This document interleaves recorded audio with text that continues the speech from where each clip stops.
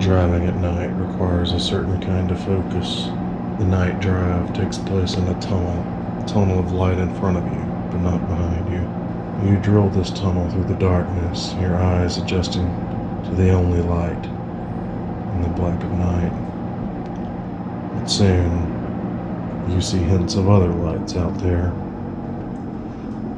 Some of them are important. Road signs, the eyes of a deer, red reflectors marking hazards. Most of them aren't important. Distant street lights, cars down other roads, stars low in the sky. Your sense of place is twisted in the dark. As you drive, you create a map, an image in your mind. During the day, that map is filled in, bright and detailed. But at night, it is haphazard. Ramshackle paths, all cutting into darkness. And all these things are happening while you watch that all-important cone of light. You cannot take your eyes off it. Here, you think with the part of your mind that focuses. You listen to the part of your mind that observes. It takes monks decades to learn to do this, but for you, it costs nothing but money and courage. To achieve enlightenment, a monk will sit in darkness and stare at the flickering light of a candle. It's a meditation on the temporary nature of things, how to focus on that which flickers and changes. But you have the tunnel of light in the darkness. You have line after line that you trust to guide you. The road is so very neat, and the world is not. And at night, things come together.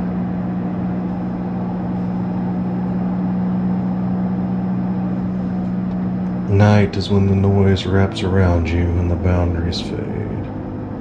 The hum of the tires, the drone of the engine, shocks and springs creaking,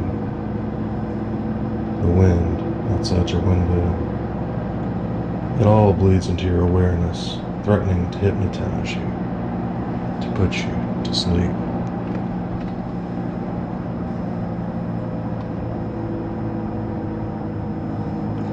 You want to sleep. Some people listen to music, but if you do not, your thoughts will keep you company. That and the flashes on the side of the road. There are places where there should be light, but there's none. There are places where light should be, and there is none.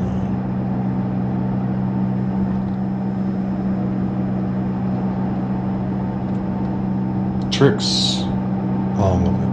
Tricks of a monkey brain, a lazy bit of eyeball, a neuron that could not keep up.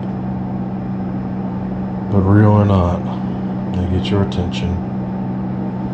They get your attention just as another car would. There is a trust there, driving at night. Each of you blinded by the other's light. Each of you so close, trusting the other to stay between the lines, broken lines, moving across a sea of black. How many cars have you passed in the night, flawlessly? Hundreds? Thousands? Do you think that they have passed more? Fewer, perhaps. Perhaps far fewer, but you cannot dwell on it.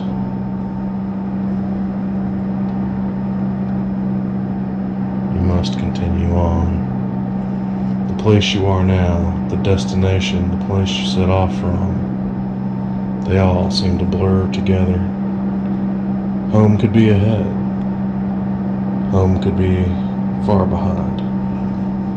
Home is in the cone of light.